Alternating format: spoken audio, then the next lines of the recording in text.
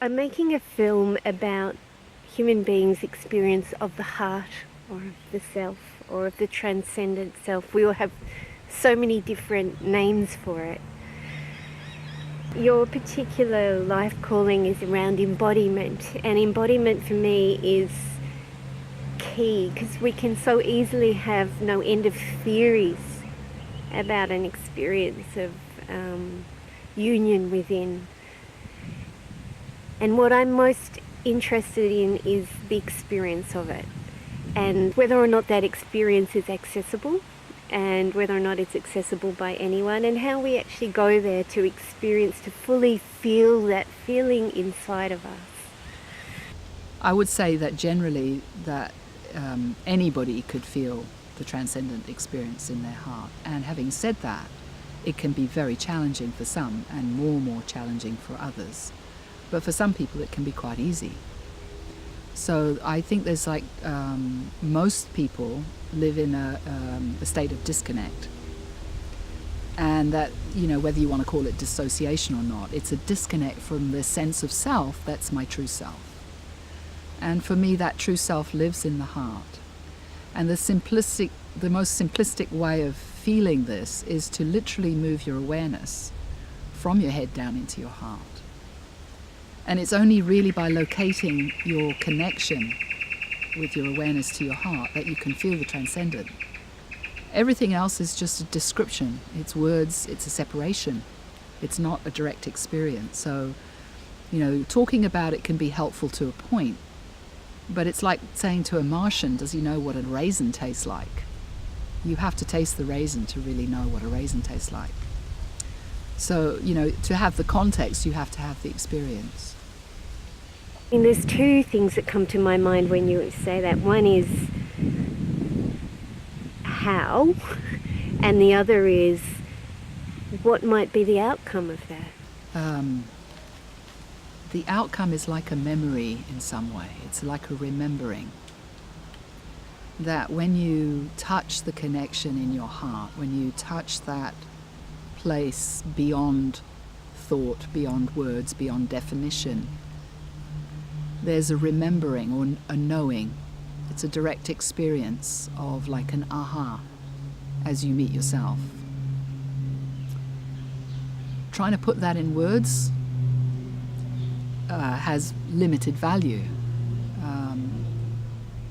So, this whole interview, this whole conversation, it's like we're using conversation to try to talk about this experience, and really we can't.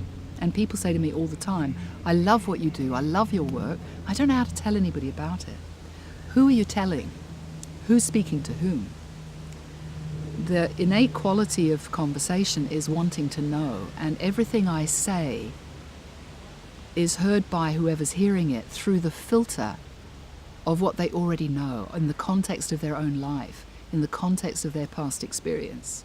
So everything that's heard in that way is being processed in some way to try to find meaning and understanding, to try to relate it to something that I already know.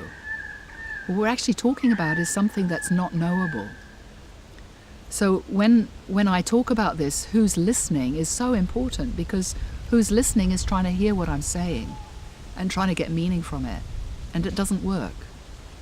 It's not about understanding. It's not about getting to a place where you know something.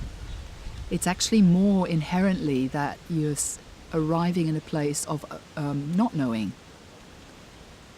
and not needing to know.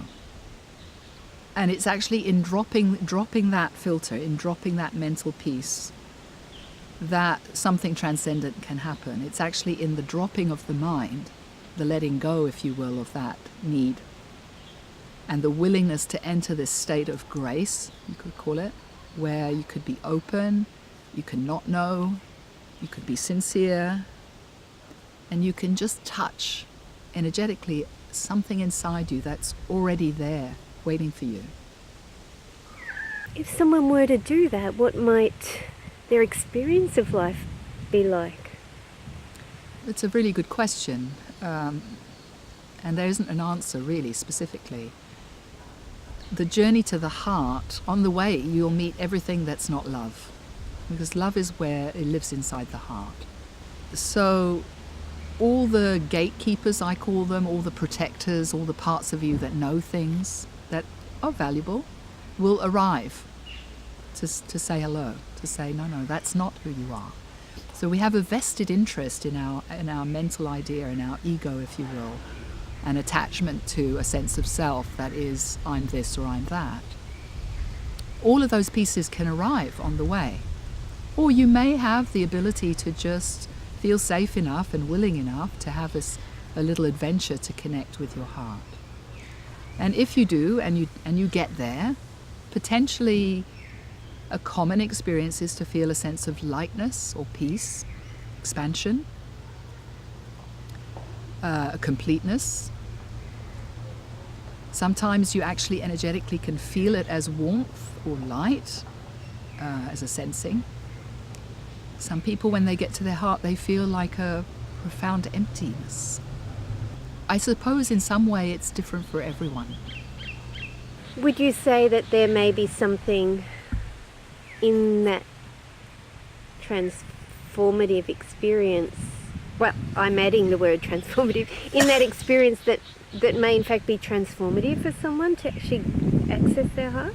Yes, I think it's very transformative, because when you make that connection, it's unshakable. That everything that comes out of the mind, whatever kind of healing or self-development or anything else that you do, it can still have a wobble. You know, the foundations of it are still mind. There's still knowing, there's still beliefs, there's still ideas. You can perhaps be more functional, and you can be better at what you do because you've learned more and more and more. But there's a limit to that. And we're not talking about mind, we're talking about the heart. And when you touch this knowing in the heart, when you touch this connection, the light or the emptiness or whatever experience you have, it's unshakable. It's foundational. It's like something can come to a deep place of rest. It's like a seed that you've just put water on. It's like I've just connected with my soul. And that is why I'm here. That is your sole purpose, is to connect with your soul. And is in that connection, it's like a flower wants to open. It's like there's a natural process that begins to want to unfold on its own, and it starts to inform and shape your life. And the more you connect with your heart, this is what I find, is that it empowers that journey more and more. So that your sense of self can start moving away from the limitations and the ideas and the coping strategies and the who I think I am, to really becoming an embodiment of who I truly am. Okay, which is beyond time. It's not like I've arrived somewhere and then I'm done. It's an ongoing dynamic process of arriving over and over again. This is very important, because the mind wants an end point. The mind wants to know that it's all going to be okay and that I'm going to get somewhere. This is not that. This is the heart, and the heart has no end point. It's eternal. So it's about really being in the now in that. It's like to arrive in the heart, we have to transcend the limitations of who we think we are. We have to transcend the memories that hold us back, whether they're things that happen to, whether they're things that happened to us or happened even before us that we're holding a memory of.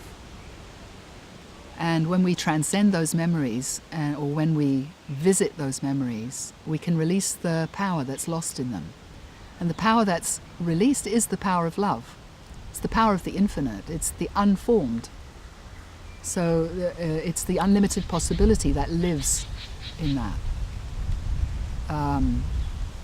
And it's also freedom that lives in that. So it's like, if I don't have a past, if I don't have these memories that limit me, then I can move out of being reactive to life, because I'm reacting from what I know, to being able to respond in the moment to whatever's being called for.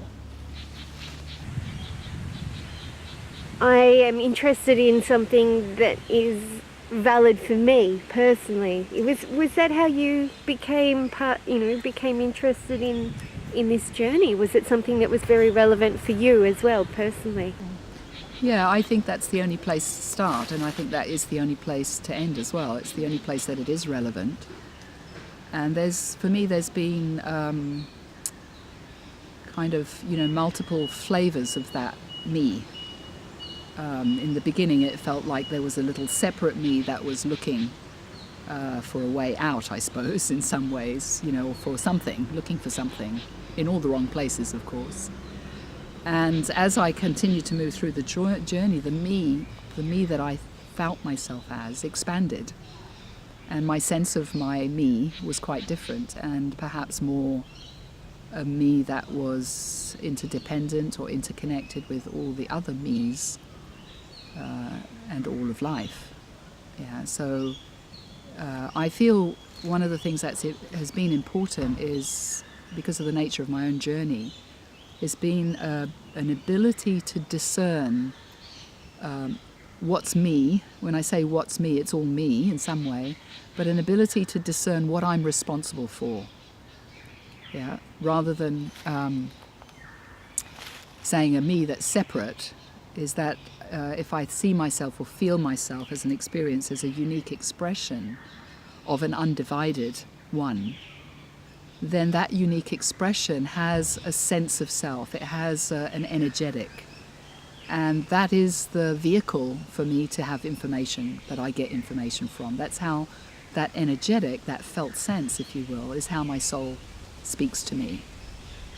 So it's learning the language of the soul in that way. And that energetic, that unique expression of me is not separate from everything outside of that expression. So I feel it's like a dynamic interchange where there's a constant shaping between the temperature and the sun and your presence, and what's happening around me is influencing and affecting that unique expression. So my journey was in some way challenged by finding what was me and what was not me. Like for me, I had a gift that I didn't know how to harness, and it was really that I felt everything, and I couldn't discern which bit was mine and which bit wasn't. And it became very important to do that, actually for my health, because my nervous system got very overloaded, processing a whole bunch of stuff that had nothing, that I was not responsible for. So I was overly empathic. So the journey was really about, it was only the heart that could discern. It's like you can learn about boundaries. That's another mental construct. It's an idea. And that can be helpful to a point. But to actually be able to feel and sense your boundary, and sense dynamically in the moment that your boundary is being crossed, or you are crossing another boundary. Now that's the information that you need, because it's dynamic. And that comes from feeling and sensing, not from knowing anything. Yeah. The nature of much personal growth, I think, is both individual, but then there are ramifications. I like to think positive ramifications for all relationships, including our relationship perhaps on the planet that we live. Is that how you've experienced it? Yeah, totally. I think this is the value of knowing and experiencing yourself as undivided is a deep recognition of who I am as not separate from anything else. So I don't have any, in that place, there's no reason that I can't hurt somebody or something. There's an awareness of that interconnectedness. And this speaks hugely for what's happening on our planet. And for me, I don't feel that there is any other solution, quite frankly. I don't feel that there's a political party or there's a new way or anything like that that's going to make the difference. I feel only that a shift in consciousness, and that's the shift from the head to the heart, is going to make the difference. And it's that arriving in that knowing that changes us and changes our world. So really what's left is how? How do we do that? Well, You know, I kind of like this 100th monkey idea, because I can't be responsible for fixing anybody or changing anybody else. But I am aware that as I meet my soul, as I meet my own experience, that it gives other people permission to be themselves. This is only about being yourself. And so it sounds defeated to the mind, because the mind wants to sort it all out and fix it and have it all under control. But actually the path of the heart it's so much more powerful than the mind. That by changing myself, by responding from love, from my own connection to my heart, it changes not just my vibration, but it changes the vibration of all the beings in my presence. And so that gives them an invitation. And I've actually done my own series of little experiments in situations to sometimes just keep very quiet and just sit in my heart and then watch the dynamics around me change. And so I think that the power of the heart is absolutely phenomenal. It's probably beyond understanding. And we have no other way to go. And I find that really interesting, because the mind doesn't want to go there. The mind will die there. That's what it feels like. Everything you know will die there. So that's why we don't want to go there. But actually when we go there, we meet life. You know, we meet ourselves, we meet possibility, we meet truth, we meet the love that we are. And when you're there, you're more yourself, and people are more magnetized to you. And you're not in this place where you're struggling with the world. There's not in this place where you're trying to make it different. You're in this place where you are different, where you already are what you're looking for, where whatever didn't feel right, whatever wasn't healed is already healed. It's actually like having a direct experience of what it could be like if we all did it, quote, right. We don't have to do anything different. We don't have to change one little thing to go to the heart. And when we go there, we actually change our energetic vibration.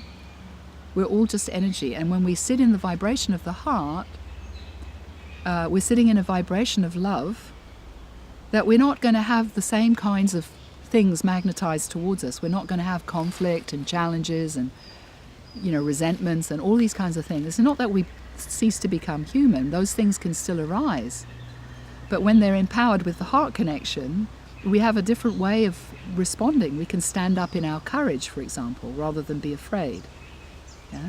If we meet ourselves, yeah, with that resource, we can transform energies, and we can use those energies to powerfully take a stand or take a position for what we know is the right thing.